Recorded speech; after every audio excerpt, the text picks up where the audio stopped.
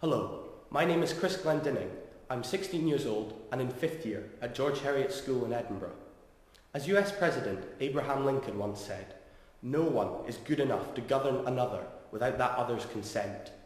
These words have been the founding blocks upon which modern democracy has been built, upon a basis of equality, of freedom and of social justice. And yet we have a UK government that has allowed youth unemployment to rise to 20.3%, meaning that 951,000 young people in Britain are without work. A government that has plans to remove the educational maintenance allowance, that has tripled the tuition fee limit for all young people attending English and Welsh universities and colleges to £9,000 a year. But did we vote for any of this? Of course not, because our UK government, in all its collective wisdom, does not believe that those under 18 years of age deserve the same democratic rights as our elders. As I'm filming this, the UK is preparing to allow prisoners to vote in both the UK and Scottish elections. Are we really so little respected in society that prisoners should have more democratic rights than us?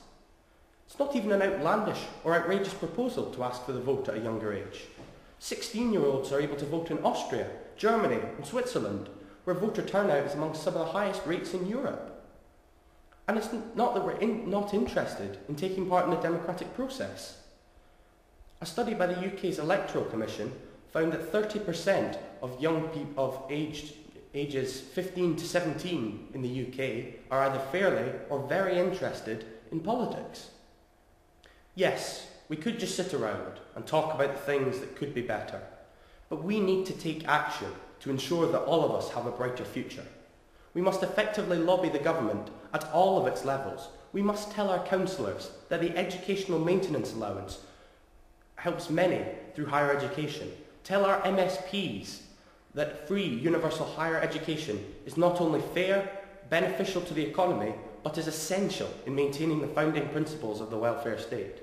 And finally, we must show MPs at Westminster and the coalition government that we, this nation's future, deserve the same rights and privileges that everyone else is entitled to.